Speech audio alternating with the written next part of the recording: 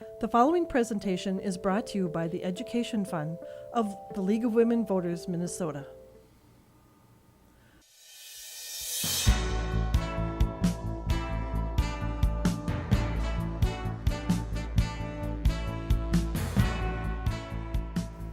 We have all become familiar with the images of a political election.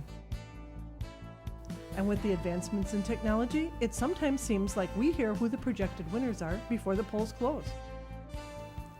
But as familiar as we are with the end results and election night drama, how many of us really know each step it takes to get there?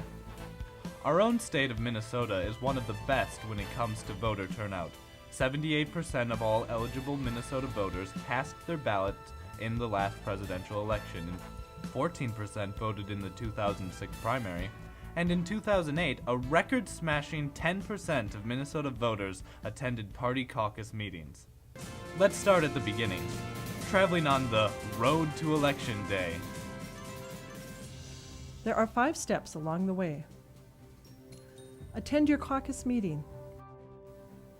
Attend a convention. Register to vote. Vote in the September primary election.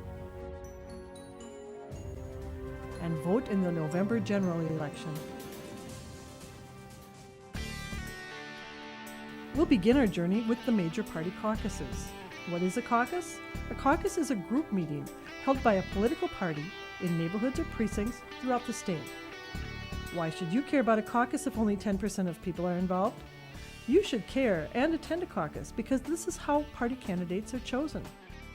Issues, which become part of party platforms, are discussed. This is how you, an individual, can have a real influence on the upcoming elections. Each major political party holds its own caucus. Most people are familiar with the 3 biggest political parties: the Republican Party, the Democratic or DFL Party, and the Independence Party. These are major parties, having received at least 5% of the vote for a statewide candidate in the last general election. Minor parties also hold caucuses. These are the parties that have received at least 1% of the vote for a statewide candidate in the last general election. The Green Party is a minor party in Minnesota.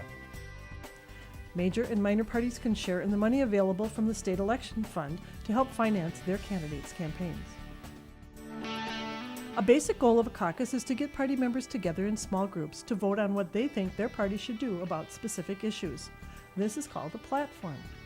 And this is where your concerns, such as education, environment, or healthcare, can be stated, discussed, and voted on. Go to your caucus prepared with information about your topic so you can speak up about it. Another purpose of the caucus is to determine support for candidates in the upcoming election. This is where straw polling for presidential candidates may be held. A caucus is also used to elect delegates who will attend the upcoming party conventions. Although there are rules and regulations, a caucus actually feels like a neighborhood meeting. It's casual and everyone should feel welcome. You don't have to belong to a party to attend a caucus. You simply have to be an eligible voter. Observers who cannot vote yet are also welcome.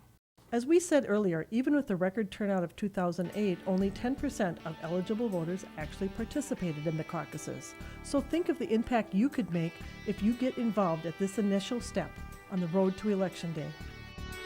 Party caucuses are held in February or March, or even numbered years. The parties arrange for the meeting places. Watch the newspapers for the time, date, and place, or contact others on this list. Our second step on the road to Election Day is the party convention. State law requires that major parties hold its state convention in every general election year. A series of conventions are held, starting at the Senate district or county level and advancing to the congressional district and the state level. In presidential election years, there's even a national convention, which you can see televised. Conventions are where the party's legislative, county, and statewide candidates are nominated. It can take many rounds of voting to get enough delegates to agree on one specific candidate for a statewide office. Once chosen at the party convention, this person is called the endorsed candidate and has access to the money available from the state election campaign fund. An endorsement also gives a candidate's campaign credibility and the resources of the party organization. By midsummer in an election year, we can expect to see an endorsed candidate for each major party office. In addition to endorsing candidates, a convention is also used to define the party platform. This is where the final discussion of and support or opposition to an issue, education, environment, healthcare, for example, is voted on by the delegates. But not everyone may want to support the candidates that won endorsement at the party conventions. In Minnesota, the voters have a say in who will finally run at the primary election.